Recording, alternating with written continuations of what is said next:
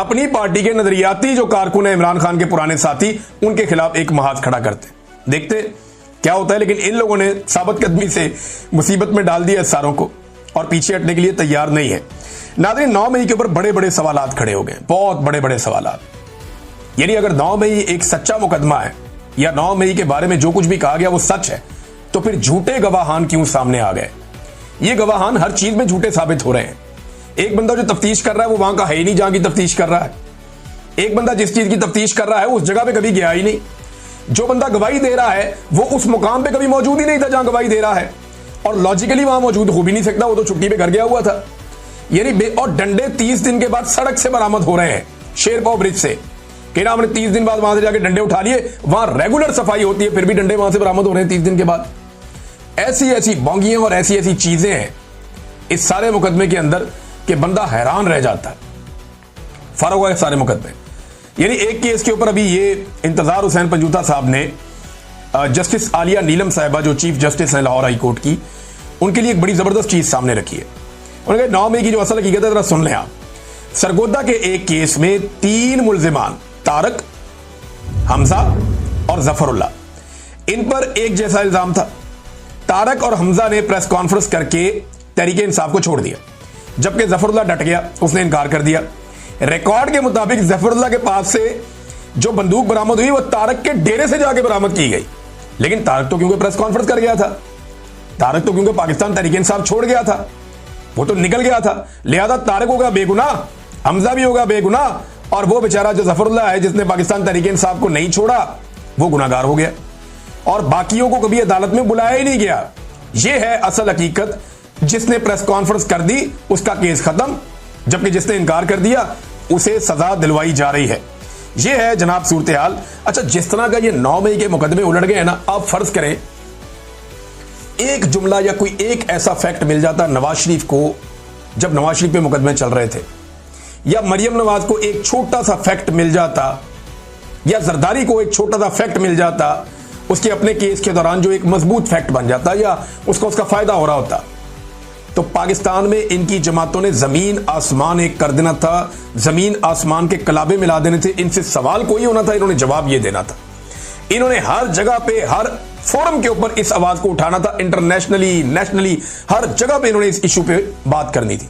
लेकिन पाकिस्तान तहरीके इंसाफ को इतनी बड़ी कामयाबी हुई है, इसको अल्लाह ताला की आप मदद कहेंगे ना, कि मुकदमात बनाने वालों में इतना तकब्बुर था और वो इतने अपनी ताकत में बदमस्त थे कि उन्हें इस बात का ख्याल ही नहीं रहा कि मुकदमा बनाते हुए किन चीजों का ख्याल रखना है।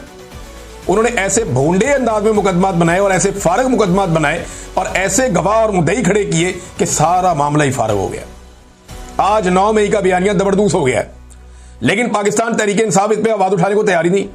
ओ भाई निकलो, इसके ऊपर प्रेस कॉन्फ्रेंस करो, बैठो, इस पे बात करो। उन्हें मुसीबत पड़ी हुई है कि मिर्जा अफरीदी को हमने सेनेटर कैसे बनवाना है। पता नहीं किधर से उनको ऑर्डर आ गया कि मिर्जा अफरीदी को हमने सेनेटर बनाना है, बाकी सबको जाए भाड़ में।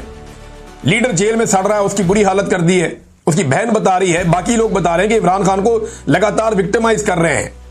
वो एक स्टेटमेंट इमरान खान साहब का वायरल हो रहा है, इसमें वो कह रहे हैं कि जानवरों से बदतर मुझसे सलूक किया जा रहा है, जहां मुझे रखा हुआ है जो मेरे साथ ये कर रहे हैं, और लगातार कर रहे हैं। और ये करके हासिल क्या करना चाहते हैं, ये एक बड़ी अजीब बात। एक तो पाकिस्तान तहरीके इंसाफ को इस पे बोलना चाहिए था बतौर अपोजिशन जमात। जितनी बड़ी कामयाबी इमरान खान को मिली थी वो सुरखरू हो गया था इस मामले में, लेकिन बोले नहीं इस पे। अब दूसरी तरफ जनाब जो लोग इमरान खान के साथ ये कर रहे हैं ना, वो क्या समझते हैं कि इससे वो इमरान खान को गिरा लेंगे या कमजोर कर लेंगे। वो इमरान खान कहता है जी मैं नहीं झुकता, और ये बार बार कहा जब तक मेरे में खून बाकी है या आखिरी कतरा भी है मैं इनसे लड़ूंगा, मैं हार नहीं मानूंगा, मैं इनसे नहीं झुकूंगा, मैं इनसे माफी नहीं मांगूंगा। जेल से रोजाना ये स्टेटमेंट देता है। एस्टेब्लिशमेंट के निसाब में ये जुल्म, जबर, फस्तायत सारा कुछ था, लेकिन उनको ये नहीं पता था कि ऐसा आदमी भी आके टक्कर दे सकता है। एस्टेब्लिशमेंट को वाकई पहली मर्तबा टक्कर के लोग मिले। ऐसा लीडर उन्हें नहीं मिलेगा, ये उन्हें तबाह बर्बाद करके रख देगा। जो उसने करके रख दिया वो तो कुछ भी नहीं है जो फ्यूचर में होगा। और अगर खुदा ना खास्ता इस लीडर को कुछ हो गया तो एस्टेब्लिशमेंट की नस्लें याद रखेंगी जो उनके साथ इस मुल्क में होगा। लोग कहते हैं आसिम मुनीर साहब जो हैं वो यानी लोग कह रहे हैं कि जी उनका एक प्लान बन गया है और उन्होंने एक्सटेंशन ले ली है, अब वो 3 साल के बजाय 5 साल गुजारेंगे। कुछ लोग कहते हैं जी एक एक्सटेंशन का और भी प्लान है, हो सकता है वो 10 साल गुजारें। मैं कहता हूं 20 साल आसिम मुनीर साहब गुजार लें, और ये जो जबरदस्ती जाली हुकूमत बनाई हुई है, इसको भी 20 साल गुजार लें, ये सारे मिलकर फिर भी इमरान खान साहब के टखनों तक नहीं पहुंच सकेंगे। ये सारे कुर्सियों पे बैठे हुए बोने बन के इमरान खान के सामने रहेंगे। उसकी वजह यह है, उसको अल्लाह ताला ने इज्जत दे दी है। और ये आज तक बेनजीर भुट्टो की, फातिमा जिन्ना की और जुल्फिकार अली भुट्टो की कब्र से डरते रहे हैं। ये उसका मुकाबला नहीं कर सके, तो इनका मुकाबला तो अब इमरान खान के साथ है। तो बड़ा दलेर आदमी है जो सामने आकर खड़ा हो गया और कौम उसके साथ बड़े भरपूर अंदाज में खड़ी हो गई है। ऐसा हमने इससे पहले देखा नहीं था। इमरान खान साहब को अल्लाह रब्बुल इज्जत ने इज्जत दी है और एक इस्तकामत भी अल्लाह ताला ने उन्हें दी है। अब मामला यह है कि अगर इमरान खान साहब को इस वक्त कोई बर्बाद कर सकता है तो वो इमरान खान साहब की अपनी जात है।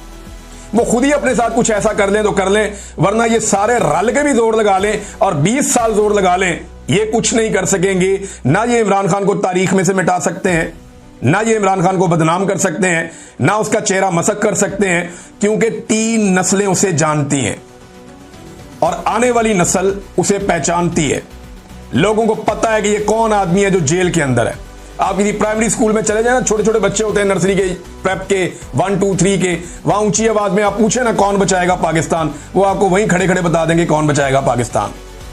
इमरान खान ने कहा था कि वो इनकी नसों में दौड़ता है खून बन के, और मामला ऐसे ही दिखाई दे रहा है।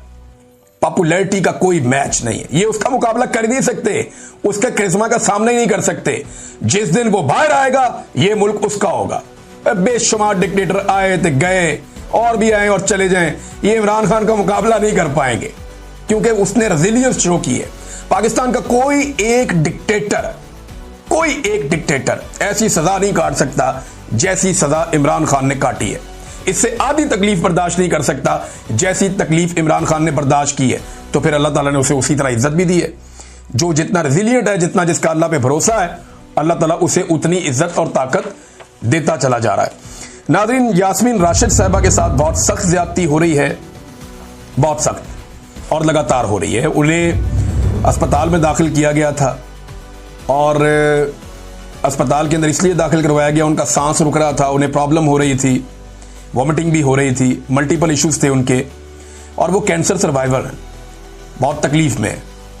कई दफ़ा रात के वक्त उनका सांस रुक जाता है। उन्होंने ये भी शिकवा किया कि हमारी बिजली बंद कर दी जाती है, उससे बड़ी दिक्कत होती है, लेकिन किसी ने तवज्जो नहीं दी।